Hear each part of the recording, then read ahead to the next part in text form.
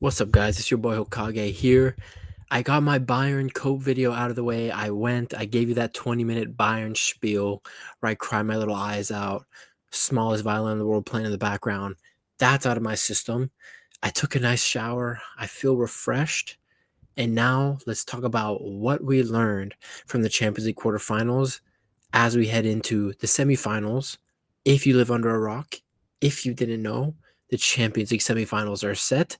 On one side of the bracket, you have PSG versus Arsenal. On the other side of the bracket, you have Barcelona versus Inter Milan. So this year in the Champions League, guys, in Munich, we will have a team that has never won the Champions League in the final. Either PSG or Arsenal will be playing either Barcelona or Inter Milan. I think either way the matchups play out, we're going to get a good final. I think we're going to get at least an intriguing final stylistically on paper. So we'll get there when we get there, but let's go onto the screen here. Let's talk about each game and what we learned.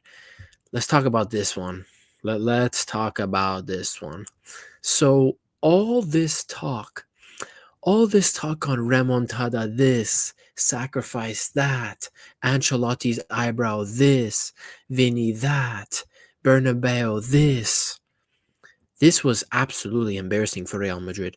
Real Madrid have made themselves, for the first time in a while. I mean, when is the last time we could say Real Madrid were the laughing stock of European football for the season? Bro, the last time I could sit here and tell you, yeah, Real Madrid really clowned themselves and made themselves look like idiots. Bro, it was probably during the dark ages for Madrid when they, during the 20s, during the 2000s, during like the 2005, 6, 7, 8, 9 era. Those are the last times we could call Real Madrid a laughing stock. This season now, we could 100% call Real Madrid a laughing stock. And the team to do it was a team with 0 UCLs. The team that actually, you guys, besides Barcelona in the Champions League, Arsenal might be the second daddies of Real Madrid. Arsenal might be the second daddies of Real Madrid because in a competitive game, Arsenal have not lost to Real Madrid. And this time they win 2-1 in the Bernabeu. 2-1. 5-1 on aggregate. I have to applaud it. I have to applaud it. Now, I think when I did my quarterfinal predictions, or what was it, the round of 16 of predictions, I did predict this to be the quarterfinal matchup, and I predicted Real Madrid to win. If I had the time before I went on my trip, I was going to talk about how I did think Arsenal had a very good chance at going through to the semifinals here. And the reason why is styles make fights. Now, there's two things you need to take away here as a Real Madrid fan and an Arsenal fan. Real Madrid fans, all 15 UCLs, whatever, this and that, we're the kings of Europe. What Real Madrid fans didn't really realize is how much of a threat tactically Arsenal was to them. Because let's be honest, guys, Real Madrid is a tacticalist side. Ancelotti does not send this team out with modern day tactics or whatever. It's vibes football. Ancelotti's Real Madrid has been vibes football for the last 3 seasons. Let's just keep it a stack. That's what it's been. That's genuinely what it's been. And the issue with that is you're coming up against Arsenal, right? And Arsenal is a big team, but they're not a Bayern, they're not a Liverpool, they're not a Barcelona, a Juventus back in the 2010s. They're not those teams because those teams, when they play Real Madrid or Man City, a recent rivalry for Real Madrid was Man City. The issue with that is those other teams, they're big enough to the point where if they go to the Bernabeu, if they play Real Madrid at their own homes, they have to play to win. They have to take the game to Real Madrid. They want to always impose their will on Real Madrid. The issue Real Madrid fell in with this match is that they're playing the English terrorists themselves. They're playing Arteta, and Arteta, the way he sets up Arsenal, the way that backline defends, the way it's protected by the midfield, this was always going to be difficult for Real Madrid to get to, and I don't think a lot of people realize that. And in the end, after 2 legs, 5-1. 5-1. So Real Madrid, we could count them all they want for thinking they have it a remontada, but if you really understand football, if you really understood the matchup that was on the table here, Arsenal winning is not that much of a surprise. It really isn't. By the way, I'm a Bayern fan with a Dortmund cup. I'm a fraud. Now, here's the other way to spin this. To Arsenal fans now. Arsenal fans, yes, you beat Real Madrid, you beat Mbappe, Vinicius Jr. I get that. But the issue for Arsenal here is they match up very well against Real Madrid. I'm sure a lot of Arsenal fans are now going into the semifinal saying, "We're gonna win the Champions League. We're gonna make the final. We're gonna trash all over PSG. We're gonna walk all over them." I'm sure about it. And in fact, Arsenal have already beaten PSG earlier this season at the beginning of the league phase, if you remember. But what Arsenal fans now have to understand and make sure they don't fail to understand is that one, this is a completely transformed and different PSG team compared to the last time they played them earlier in the season. And two, they do not match up well against PSG. They don't. They really don't match up well because you're looking at the attack and you're looking at the midfield. PSG outclass Arsenal in both departments. So again, Arsenal will have to rely on their defense against PSG. But what Arsenal fans need to understand is don't go into that PSG tie expecting, oh, we're just going to beat PSG again. It's a different PSG team, and you do not match up as well against that PSG team. You just do not. So Arsenal PSG is going to be super interesting over two legs, super interesting. But that's my takeaway here is Real Madrid, they just, Ancelotti, your vibes football, your black magic, your white magic, whatever it is in the Champions League, you ran out and you got exposed. You ran out and you got exposed because you guys, if we're being real, this kind of result should have happened to Real Madrid. For example, last season against Manchester City or Bayern. The previous season it happened against Manchester City where they lost 4-1. The season before that as well, it should have happened if it wasn't for Benzema's demon mode. Last season, all the signs of a result like this were showing. You guys, Real Madrid won last year's Champions League solely off of the individual brilliance of the team. But sometimes, guys, the individual brilliance runs out. And at this moment in time for Real Madrid, this whole season really, Mbappe has never really fully landed. Vinicius Jr. has been garbage. Rodrigo has been garbage. The whole attack has been hit or miss. So there were no players in form to save Real Madrid here. And with the team lacking that individual brilliance that they always bank on, it fell to the manager and Ancelotti to do something to set his team up the best he could for success. And it just showed you here without the individual brilliance saving him, Ancelotti can't do that. He's just not that kind of manager anymore. He is not caught up with this all the advanced tactics and knowledge managers operate with these days. And he got exposed, and Real Madrid got exposed as well. So fully deserved for Arsenal. I'm really happy for them because they're finally proving my point about that I've been talking about for Real Madrid the last year and a half right. So good for them, but Arsenal fans, watch out, man, because that PSG team is a different animal compared to when you played them earlier in the season. So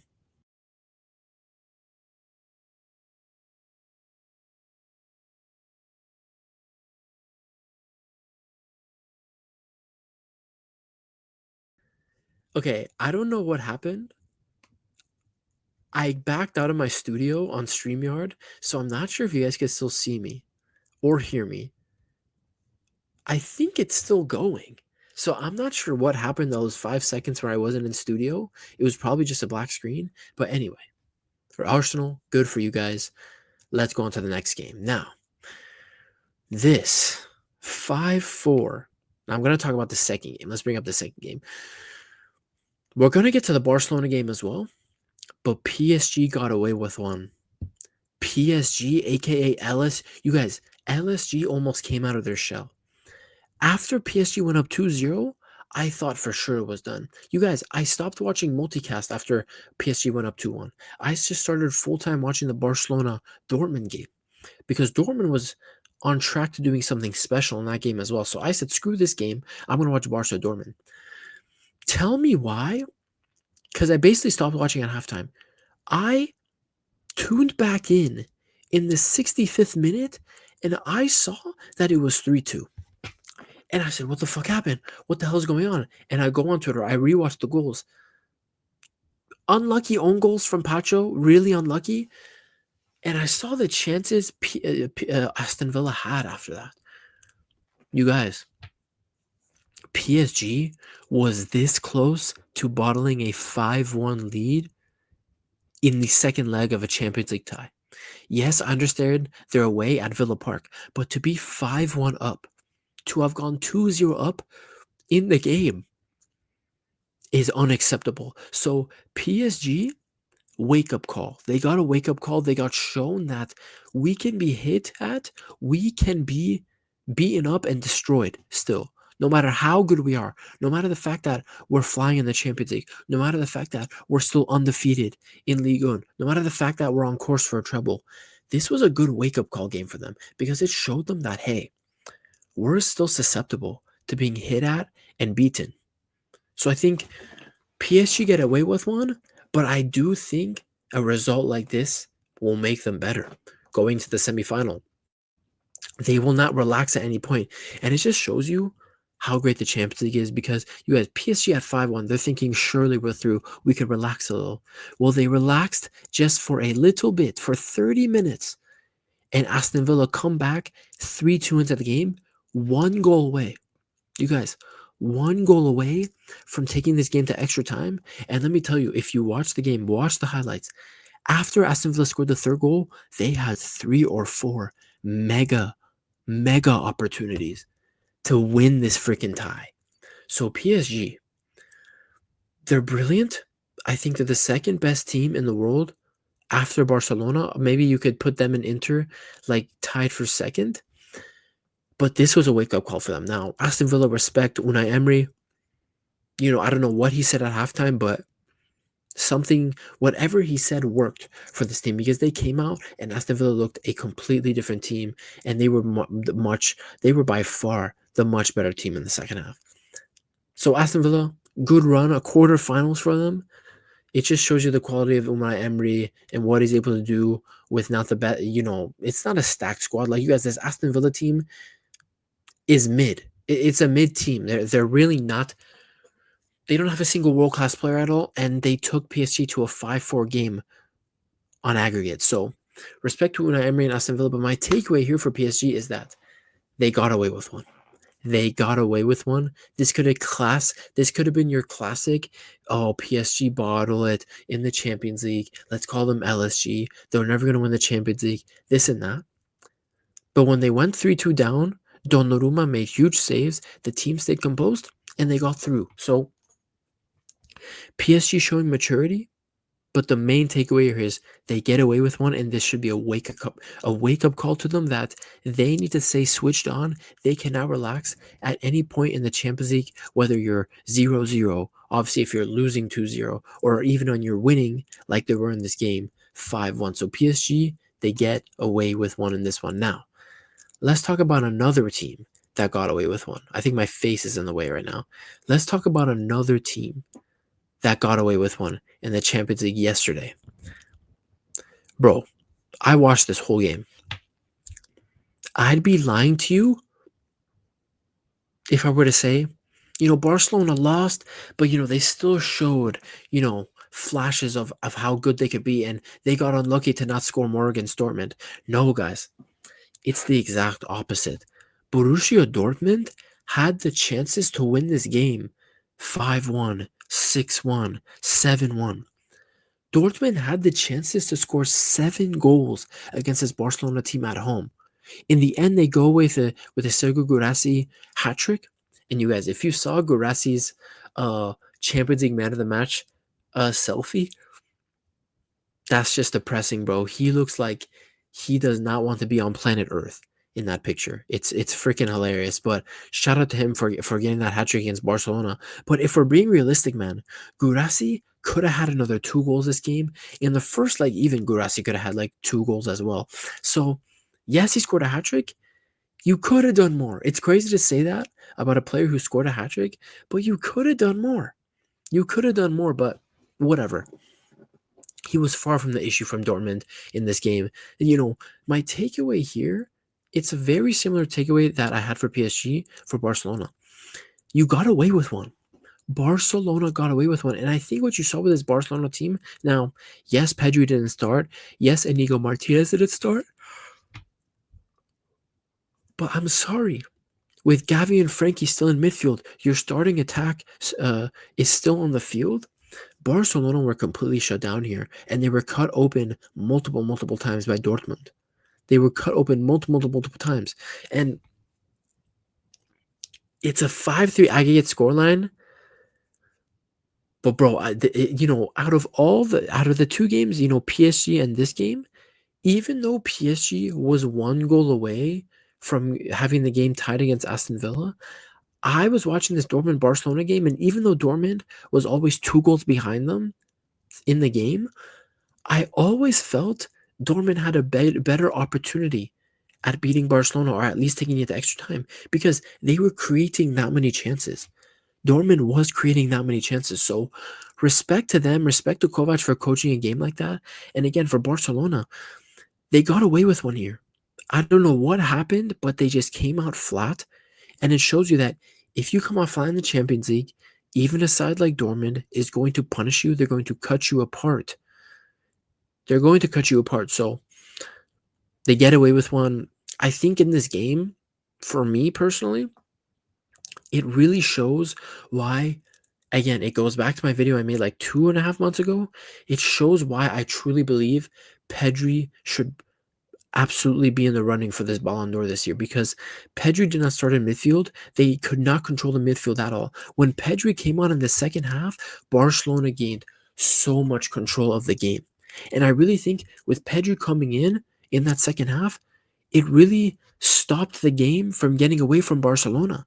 Because without Pedri coming in, being a calming presence in that midfield, dude, Dortmund had enough time from the 76 minutes and the 92nd, 93rd, 95th minute. They had a lot of time to try and get more goals. Not to mention, yes, they had 3 goals. Not to mention the other 3-4 great opportunities they had earlier in the game. I think it shows. I think it goes to show you as well. This Barcelona team can definitely be got at. Now the PSG result, PSG is slightly different in the sense that they got away with one, because I really think there was just a mentality issue in that PSG team, and they switched off mentally. This Barcelona team, I do believe they were actually there playing and trying their hardest. What you saw was just the disconnect between the midfield and the defense, and it left them wide open. The offside trap was working, right? But they was a lot of times the offside trap for Barca yesterday against Dortmund was too close for comfort, in my opinion. Way too close for comfort.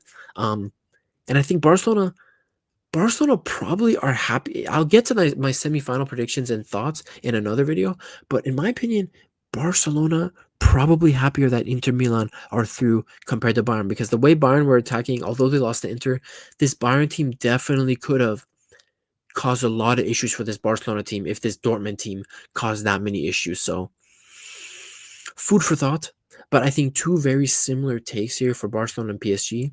They absolutely got away from them. They got lucky. Let's just be honest. They got lucky that PSG, and that they got lucky that Aston Villa and Borussia Dortmund did not take 2 or 3 more of the chances that they had created in the second leg game. So Barcelona, they get away with one. They're in the semifinal. Let's see what happens. I actually do believe Inter is the kinder matchup for Barcelona compared to Bayern, but we'll get there when we get there in the semifinals. I guess I'll do a predictions video, or I'll just do a semifinals thoughts, because like you're predicting the semifinals and the final. Like,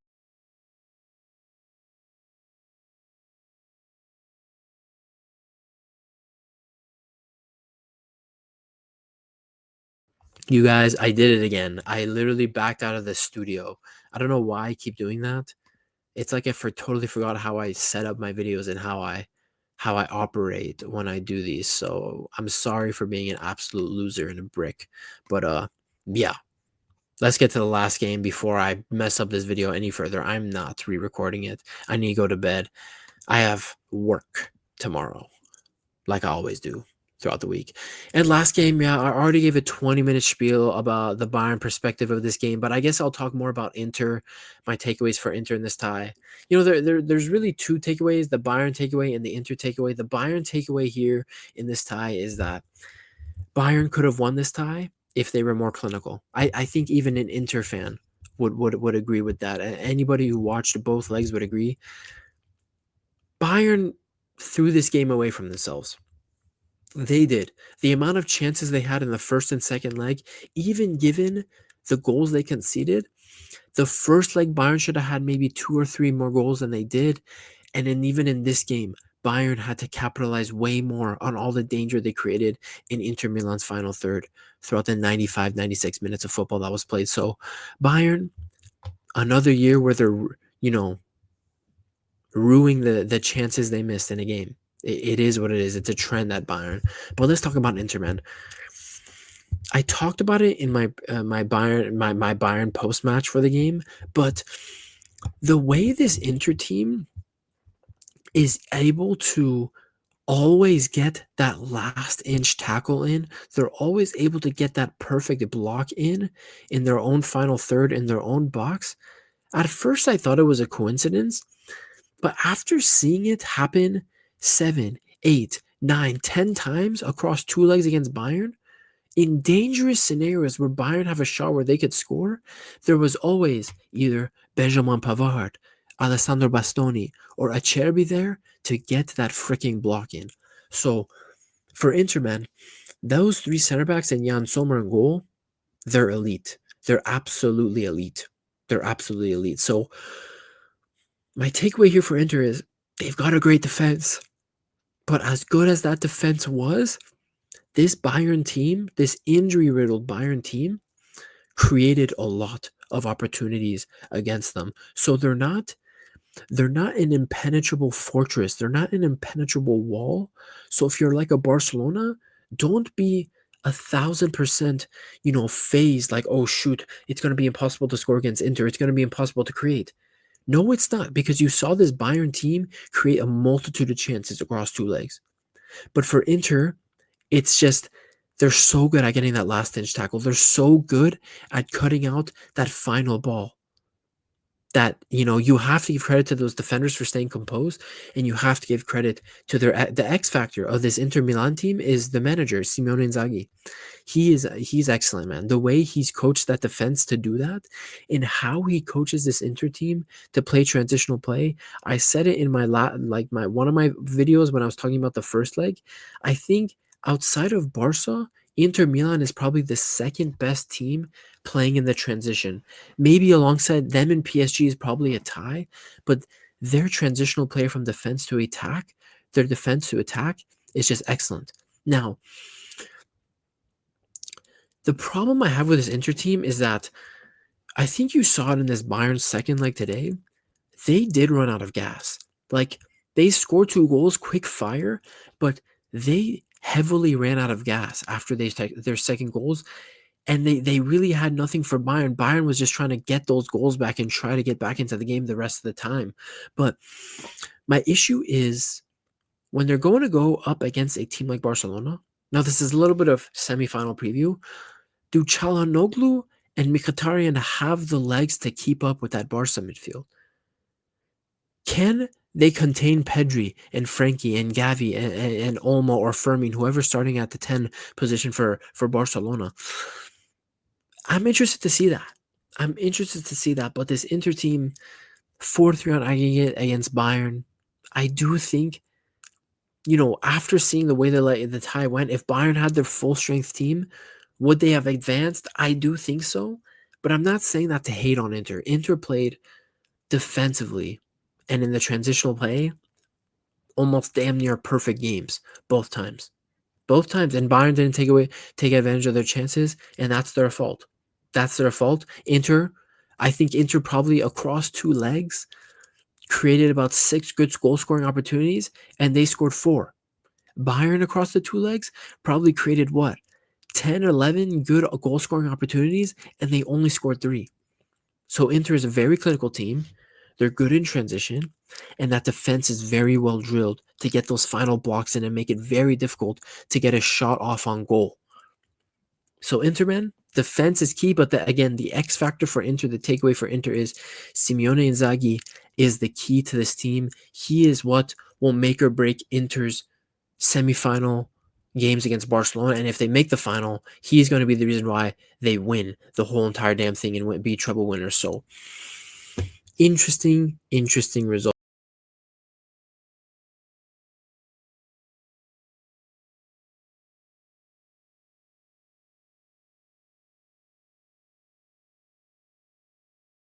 You guys, I did it again. I backed out of the studio. I did that 3 times. I've never done that in a video. I just did that 3 times. Anyway, bro, it is what it is. Great quarterfinal ties. I was entertained by all the games. Even in the loss for Bayern against Inter, it was a fantastic tie. Very, very close game against the probably will be the Serie A champions against the probable Bundesliga champions. It was a good tie, good quarterfinals, and we have some banger semifinals coming your way. I'll get my not predictions. I won't do predictions for semifinal. That's just silly. But I'll give my thoughts, more in-depth thoughts on the semifinals after I think about them a little more. I'll get those thoughts on maybe next week, as we head into those games in 2 weeks. So yeah, if you're still watching, like, subscribe. Call me an idiot. I don't know how I leave the video studio 3 times. I've never done that before. But cut me some slack. It's like 11 p.m. I had a long day at work. I had the stress of my favorite team getting knocked out of the Champions League. Thomas Muller's last Champions League game.